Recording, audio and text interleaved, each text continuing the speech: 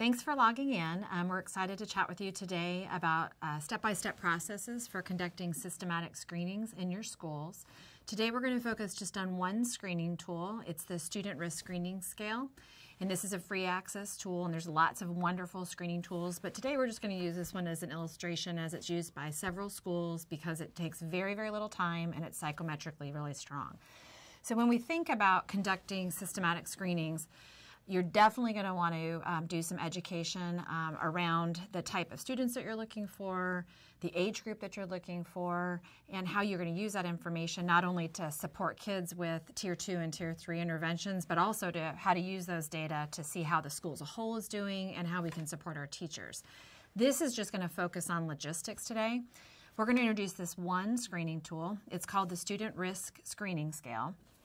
And if you look at the screen in front of you, you'll see a little snapshot of what it looks like to the right. And this particular screening tool is developed out of University of Oregon by a man named Drummond, and it was intended to look for kids that show soft signs of some challenging behaviors. And when you look at these items, these are the exact items that are used in the screening tool, and literally every single student in a school is rated by one teacher on just these behaviors using that Likert type scale so that every student gets considered. And if it looks like an Excel spreadsheet, it's because it is an Excel spreadsheet. These are made, these are not purchased. And you can work with your tech department at your school to set these up, and we'll talk a little bit about the security in this. But I just want to highlight a few things over here. You see that there's a place to put the teacher's name. That's the teacher that's completing their rating. The Likert scale that they're using ranges from 0 to 3. And then that exact scale is used to rate each student in the class, and these will be pre-populated. So teachers should not be asked to write in names and ID numbers. They simply do not have the time for that. And then you think about one student. So I think about Mark, and then I rate him on those items across, and there will be a total score. If his total score is 0 to 3, I'm thinking things are fine. We're in a low-risk situation. If there's a score of 4 to 8, then you're thinking about moderate risk, and then 9 to 21 is equal to high risk. Now, this particular measure has really strong predictive validity, which means it's been predicting very important outcomes for kids and how they're doing academically and behaviorally, and not just on the short term, but in the long term. And although this was not designed to develop a method of looking for kids with internalizing issues, some early studies found that it actually is improving chance estimates for internalizing behaviors. So a goal came as to what could we add to this to improve this measure's ability to detect kids with both internalizing and externalizing concerns. So recently, we've been working on an expanded version of this tool, and it's referred to as the Student Risk Screening Scale for internalizing and externalizing behaviors. And right now, these first 7 items that you just looked at, which is exactly from the original instrument, those are validated for use from kindergarten all the way up through 12th grade. We are also in the process of looking at these new items, and there are 7 items here, and they're being tested right now at the middle school and high school level. And we do know that higher scores indicate higher concerns, but what we don't know yet at the middle school and high school is exactly what is considered low risk, what is considered moderate, and what is considered high risk. We do have that information at the elementary level, and we've actually learned that you really only need 5 of those items at the elementary school level, and then those cut scores are 0 to 1 is low risk, 2 to 3 is moderate, and 4 to 15 is high risk. So you can see this is a very user-friendly screening tool. It's just pre-populated with student names and ID numbers. Now, in terms of the logistical considerations for how you use this, ideally, a behavior screener, like an academic screener, is completed 3 times a year. So it's done fall, winter, and spring. But unlike academic screening tools, the first screening time point for this behavior screener would be 4 to 6 weeks after the school year begins. This gives time for the teachers and the students to get to know each other, and that's the first time point. Usually it's done again right before winter break, and then again 4 to 6 weeks before the end of the school year. So when we think about administration, I also want you to think about the nuts and bolts. This is absolutely not something you would email to somebody and say, fill this out and come on back. You want to make sure that the team at your school site that is dedicated to supporting these screening efforts is familiar with this tool, understands the psychometrics, can answer questions about selection, how do we arrive at this decision, How do you make plans for, storing the data, creating the templates, doing the pre-populating? So there's work on the front end, although it takes very, very little teacher time. We want to make sure that it's thoroughly discussed. Another thing that often comes up is like, where is this going to be housed? And we recommend, and we'll show you some illustrations of how you can do this, that it be stored on a secured, trusted drive, and that the folders be permissioned so that only the teacher completing the rating scale has access to that specific information. So the time frame again, 3 times a year, fall, winter, and spring. And this requires no time with kids. So it's not like I'm interviewing my daughter, Katie, and saying, Katie, are you internalizing? Have you stolen anything this week? I'm completing this as a parent. No. As a teacher, yes. I'm going to complete it as a teacher 3 times a year, fall, winter, and spring, based on what I know about that student's behavioral frame. In terms of how you implement this in schools, ideally, this is going to be a part of your assessment calendar. So those dates would be scheduled so that the tech department will have time to pre-populate these 3 times a year. And ideally, that pre-population will occur 30 days before you want the screening to occur. And that's important because we do not want to screen kids who have been at the school less than that 30-day mark. So if you have these dates planned in your calendar, most schools, districts will set screening windows, and that's when they'll occur. In terms of preparing that information, as I was just mentioning, you want to have a structure where this is safe and secure, just like all other school records. This particular illustration is one option for a path. One of the districts we've been working with very closely in the last year has followed an idea that has been set up by previous districts. So they have a place on a secure, trusted drive, a T drive, and then they have a frame where information is shared with faculty or staff.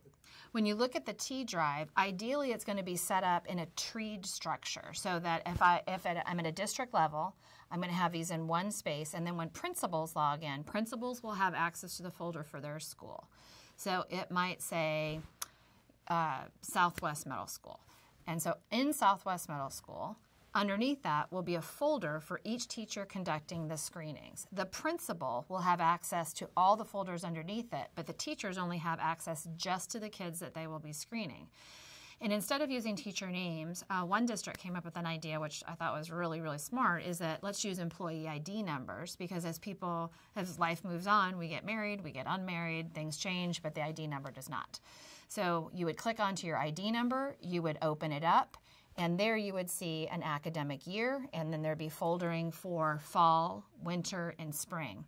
And ideally, these will already be pre-populated 30 days ahead of time for the students that are in my class. And then I log in and I simply complete this and I move to the right. And it's important that you look at the size of the screen. And this is just a nuts and bolts thing, but teachers need to know how many items are there and look for the totals that'll happen at the end, because if they're not scrolling far enough to the right, they will miss some of those last items.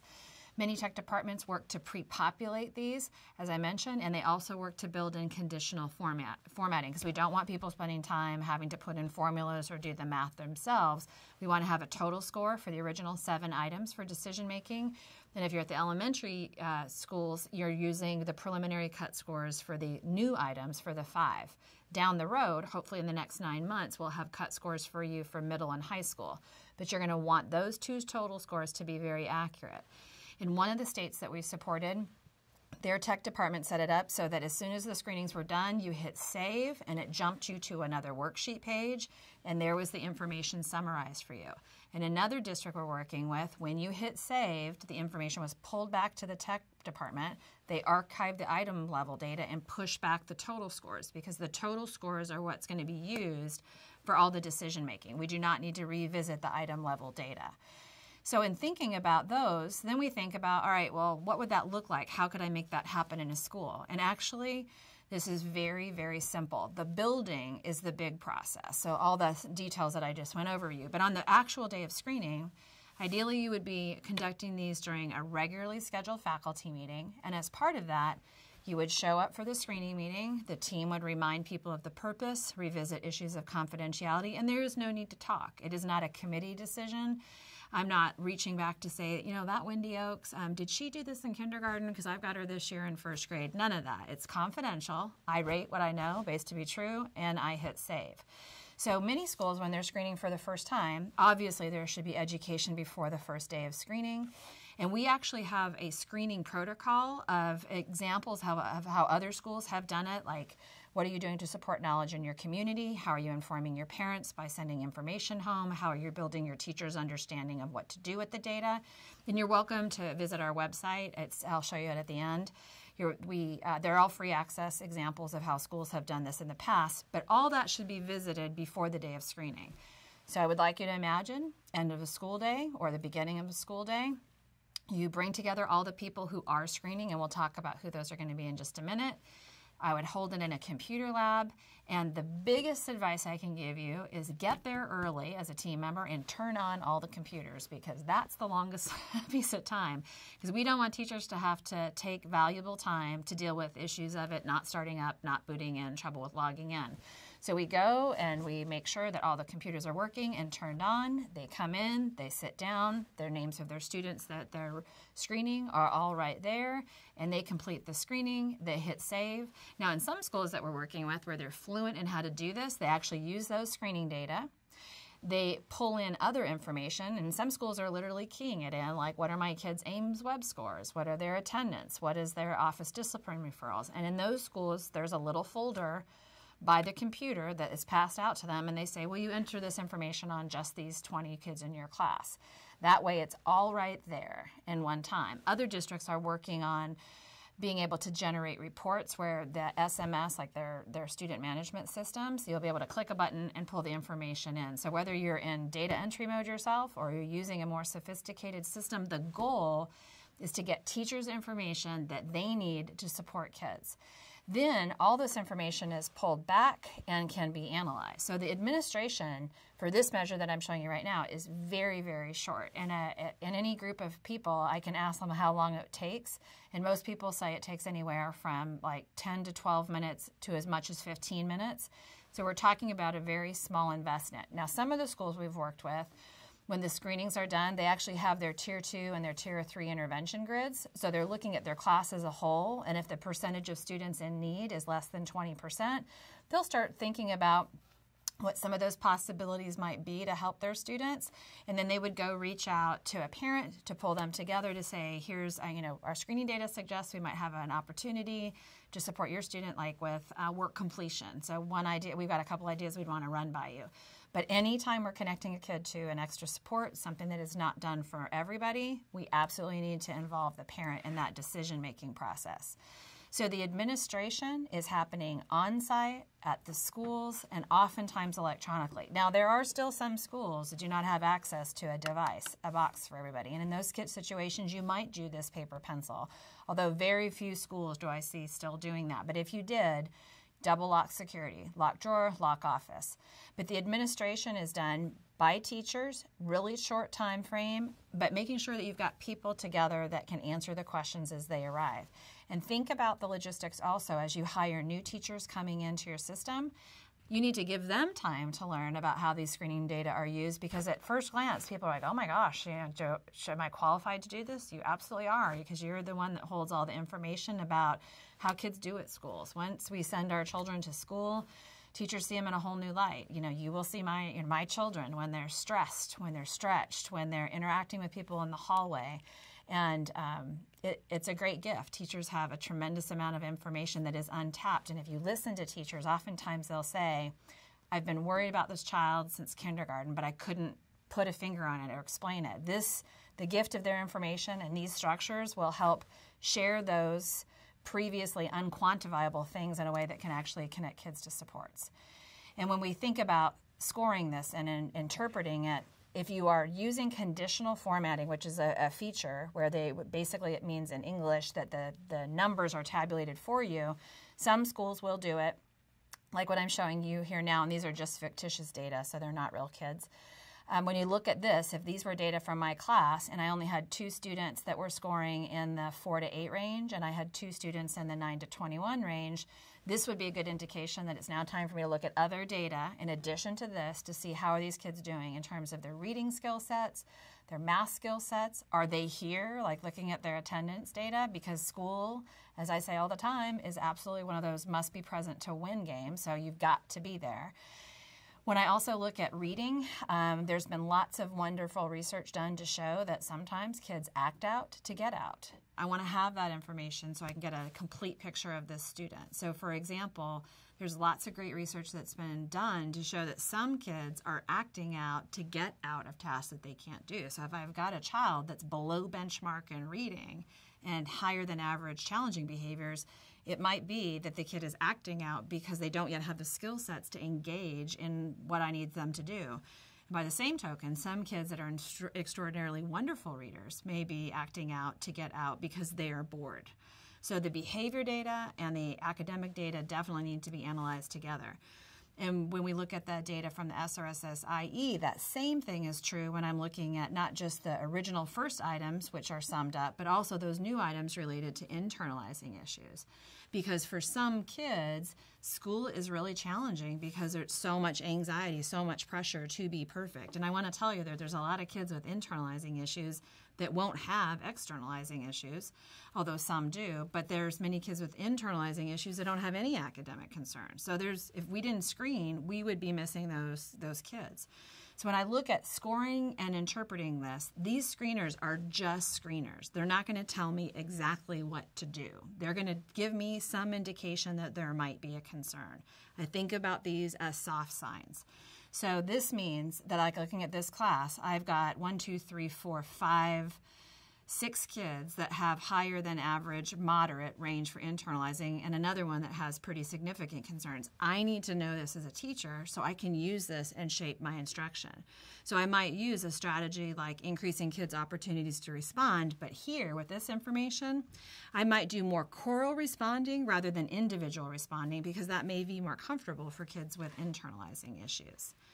And when we think about this information that we're gleaning in from these screening data, the big intent is to get this information to look at our snapshot of our school as a whole, but also to build my instructional toolkit, to think about what other strategies can I go and learn about to support my ongoing instruction.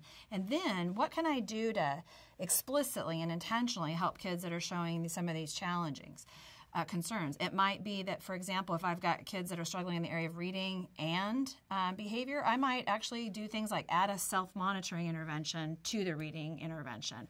Or I might just be more intentional about, increasing my rate of behavior-specific praise with kids that are struggling behaviorally to give them more focused feedback.